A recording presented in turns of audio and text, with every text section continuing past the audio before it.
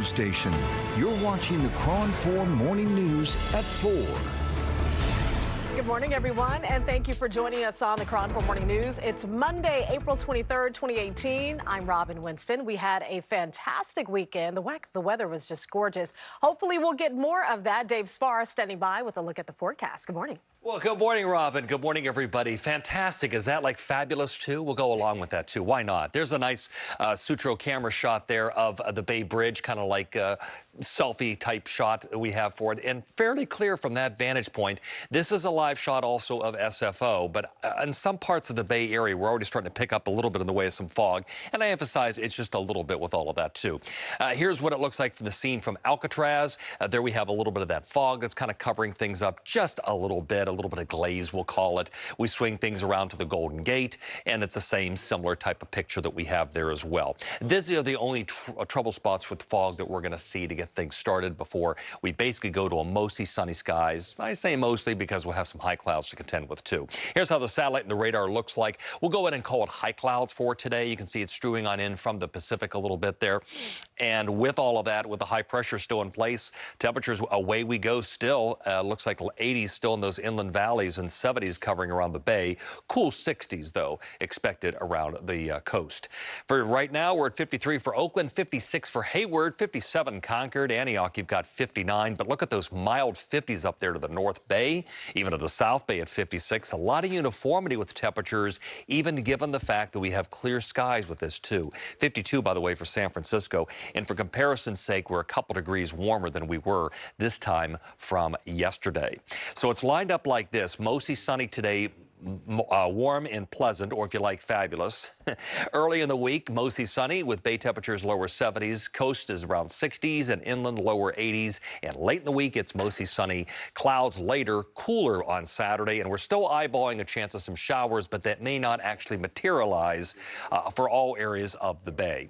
The models can change run to run. We'll just keep tracking that as we get a little closer. And tracking traffic, of course. Robin, what's shaking at this hour? Let's go outside and take a look at the ride into San Francisco. Looks pretty good so far. We're off to a quiet start, a smooth start leading up to the Bay Bridge Toll Plaza. No delays, no hot spots. It's only 8 minutes here to work your way from downtown Oakland to downtown San Francisco.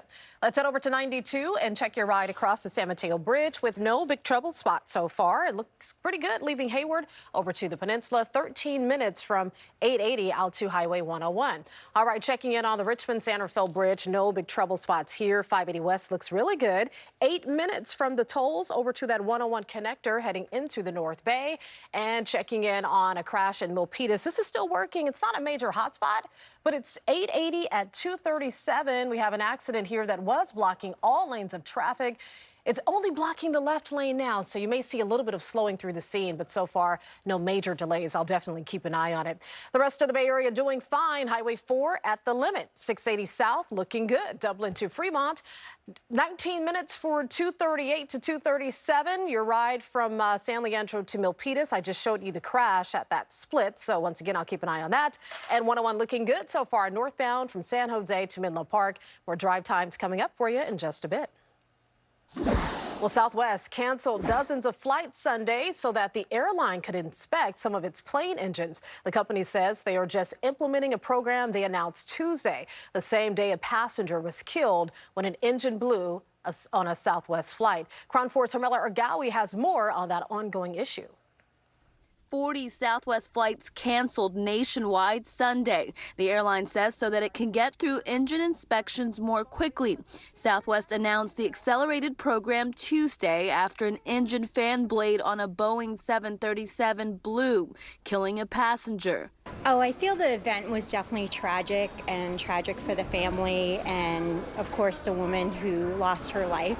On Friday, the FAA ordered the inspection of about 1,000 plane engines across various airlines. About 350 of them are in the U.S. But Southwest says the latest cancellations for inspections are unrelated to the FAA's order. And passengers we talked to say they still feel safe to fly. It doesn't really affect thought process too much because we fly it so often. They don't make them, they maintain them, but they we could go and choose somebody else, and you could have other problems with the other, with another plane, so, with another company. But I think every time somebody gets on a plane, or even the crew, the people that maintain the plane, they make sure that the standards are completely safe. The FAA will be asking inspectors to look at things like wear and tear on parts of the engine, including the fan. In San Francisco, Hermela Argawi, KRON 4 News.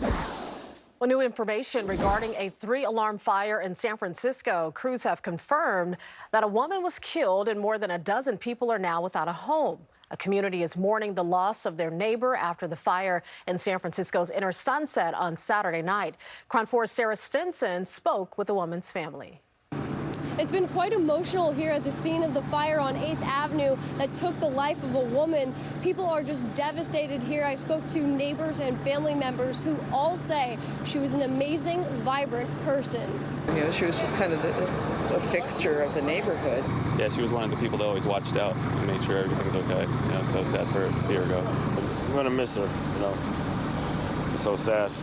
Ramon Garcia says he's in shock after learning his aunt Jessica Castro died in the fire that started in her building Friday night. Unfortunately, it just happened, but it's not the right way to go. The San Francisco Fire Department arrived at the 3-alarm fire just before 10 on 8th Avenue in the Inner Sunset. People in nearby buildings evacuated while over 100 firefighters battled the flames. Neighbors became worried when they didn't see Castro come out. We all were like, where is she? Because if she should have been out here. The elderly woman didn't make it out, but a man who lives there did. He was in shock. And the flames continued to grow, so crews began fighting them from the next door buildings. To make an attack into the rear of the building, which is where most of the flames were.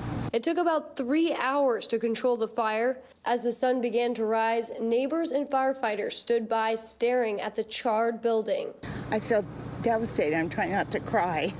15 people have been displaced from their homes that now have severe water, smoke, and fire damage. So I think the people that live next door are just sort of aghast at the damage that it did to their houses. But the people who live around here are extremely impressed by the work SF Fire did to keep the rest of the neighborhood safe. So grateful for all the firemen and police officers and emergency vehicles that came up here. It was amazing. The SF Fire Department is still investigating the cause. Stay tuned to KRON4.com for updates. Sarah Stinson, KRON 4 News.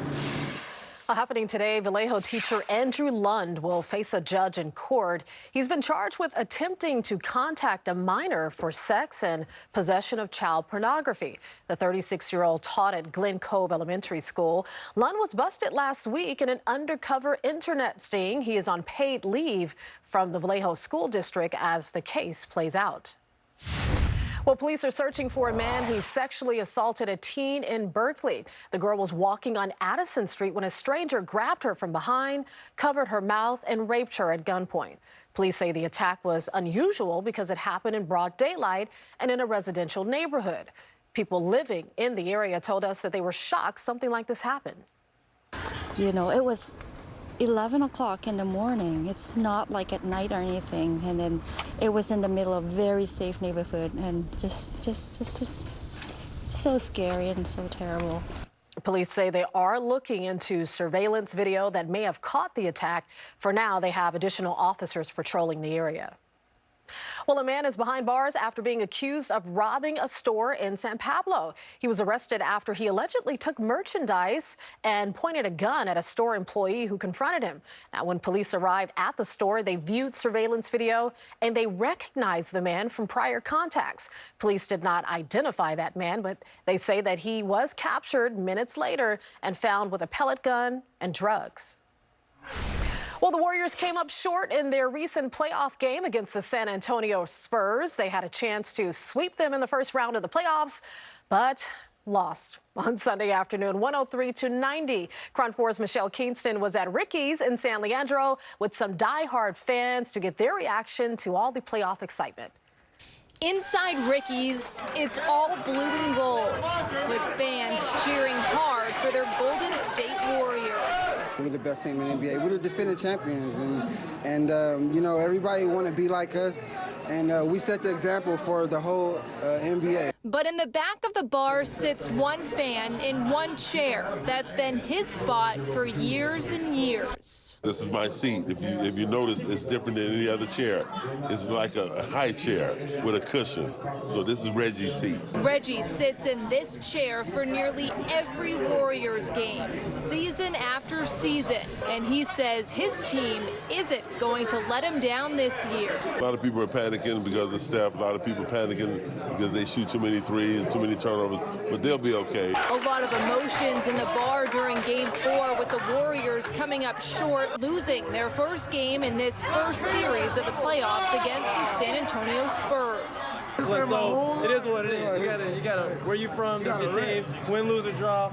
I'm out here. You can feel that Golden State pride inside of this bar. They didn't sweep, but fans here are still confident their team will go all the way. I left my broom at the house. You know, I was actually doing some real cleaning, some real sweeping, you know what I'm saying? I mean, we still got this. You know, give Steph Curry a little more time to rest, and we still got this. We come back home, gonna finish it right here, Game 5, call it a day, get ready for the next opponent. The Warriors will have another chance to beat the Spurs Tuesday on their home court. Go Warriors, Golden State. In San Leandro, Michelle Kingston, KRON 4 News. Like the young man said, no worries, we got this. We'll get him next time. Coming up next on the KRON 4 Morning News, why thousands of people were left without power as firefighters tried to save 2 victims in a car that crashed into a pole. Plus, a new report that says the Bay Area has thousands of dangerous buildings that might not withstand an earthquake. Also coming up after the break, police are investigating a homicide that left 3 people dead in the Bay Area, how neighbors are responding. And a live look outside at 92. This is the San Mateo Bridge, calm and quiet from Hayward to the peninsula. We'll have a full traffic check after the break.